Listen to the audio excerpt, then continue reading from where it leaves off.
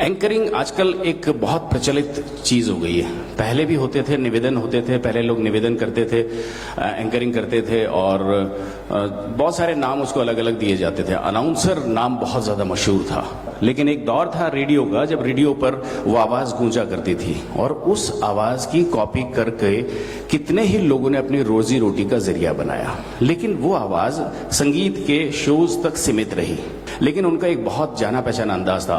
और बहन भाइयों, आपके लिए हम पेश कर रहे हैं वो गीत जिसको आज हमने पायदान नंबर 2 पर रखा है। जी हाँ बहन भाइयों, फिल्म है संगम और संगीतकार शंकर जयकिशन।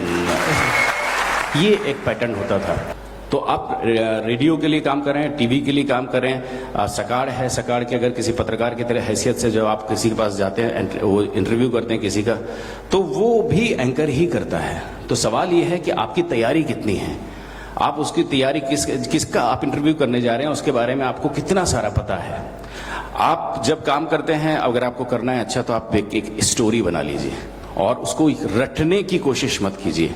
अगर आप रटने गए और अगर आप कहीं मिस हो गए, कहीं भूल गए, तो वहीं पर ब्लैंक हो जाएंगे आप। दूसरी बात, आपको पढ़ना तो पड़ेगा, बहुत पढ़ना पड़ेगा आपको। कि आप किसी भी विषय में बात करें तो आप बहुत सारा लिटरेचर आपको पढ़ना पड़ेगा। आप सोचें कि मैं सिर्फ रेडियो सुन लूं, टीवी पर प्रोग्राम देख लूं और उसके बाद फिर लफाजी कर लूं, ये टेक्निकल डाटा भी मांगती है, ये सही इन्फॉर्मेशन मांगती है। तो आपको इन्फॉर्मेटिव होना पड़ेगा। इन्फॉर्मेटिव होने के लिए आपको पढ़ना पड़ेगा। जब आप पढ़ेंगे तो आपका वाक्य, आपका शब्द ज्ञान बढ़ेगा। तो शब्द ज्ञान जब बढ़ेगा तो आपको शब्द इधर उधर ढूंढने की जरूरत नहीं पड़ती कि आप शब्द बोल रहे हैं, लफ्ज बोल रहे हैं, वर्ड बोल रहे हैं, क्या बोल रहे हैं, इससे कोई नहीं। क्योंकि आप 3-4 भाषा पे प्रभुत्व, आपका किसी भी एक भाषा पे आपका प्रभुत्व बहुत जरूरी है। चाहे आप हिंदी बोलते हो, मराठी बोलते हो, इंग्लिश बोलते हो, लेकिन उसके पे प्रभुत्व आपका रहा तो फिर फ्लो आपका टूटता नहीं है। तो शरीर वो तो जरूरी है। बॉडी लैंग्वेज पर बहुत ध्यान देना पड़ेगा आपको। आपकी एंट्री, आपकी एग्जिट, आपका मूवमेंट, आप किससे बात कर रहे हैं तब आपके एक्सप्रेशन, ये सारी चीजें।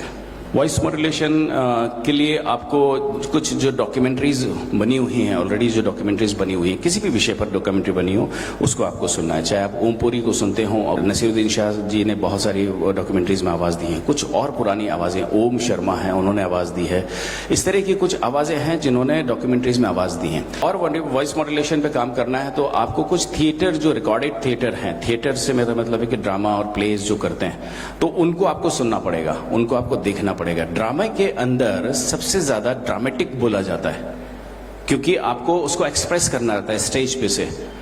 तो आप वॉइस मॉड्यूलेशन, उसमें आपको ज्यादा सीखने को मिलेगा। जितने भी वॉइस ओवर आर्टिस्ट हैं वो वॉइस मॉड्यूलेशन की वजह से टिके हुए हैं। क्योंकि आप देखें कि एक शेर का शिकार, शेर जो है शिकार कर रहा है एक हिरण का, और वो उसके पीछे की कमेंट्री कर रहा है बंदा। तो आप देखें कि वो उतना ही मतलब धीर गंभीर होकर बात करता है जैसे वो खुद शेर हो और शिकार वो करने जा रहा है। तो ये वॉइस मॉड्यूलेशन, आप उसकी स्टोरी, स्क्रिप्ट, उसके हिसाब से आपको अपने अंदर चेंज लाना है, आपको फील करना है। वो लाइटर मूवमेंट्स आपको हमेशा ध्यान में रखने हैं कि कहां से हल्की फुल्की चीजें निकल सकती हैं। कहीं पर भी कुछ हो तो आप उसे छोड़े नहीं। और लाइटर मोमेंट यानी कुछ हल्के फुल्के क्षण जब आप लोगों को दे देते हैं तो फिर वो जो एक लेंदी माहौल बना रहता है ना एकदम, तो उसमें लोग थोड़े से खिल जाते हैं। कुछ जो आपके आसपास वाले जो झपकी मार रहे होते हैं तो उनकी भी आंखें खुल जाती हैं, है ना। और कुछ जो पैर फैलाने के चक्कर में रहते हैं वो अपने आप को समेट लेते हैं। बेस्ट एंकरिंग यानी आप किसी प्रोग्राम को अच्छी तरह से ले करके चले गए, सब हो गया और कहीं कुछ नुक्स नहीं निकला, तो मुझे लगता है बेस्ट एंकरिंग। बेस्ट एंकरिंग यही है कि जिस थीम के लिए रखा गया है शो, उस थीम को उसी बहाव में ले जाते हुए प्रॉपर उसको किनारे पर आपने लगा दिया, तो भी बेस्ट एंकरिंग है।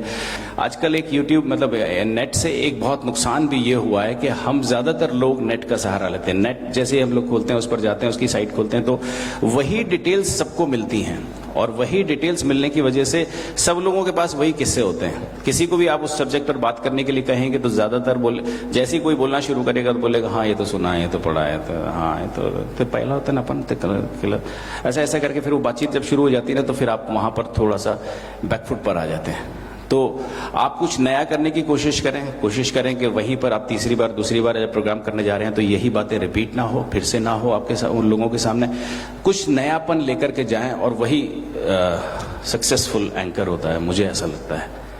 हम नहीं कहते हम ही फन रखते हैं, हम नहीं कहते कि हम ही फन रखते हैं, हम तो यही कहते हैं कि हम भी फन रखते हैं।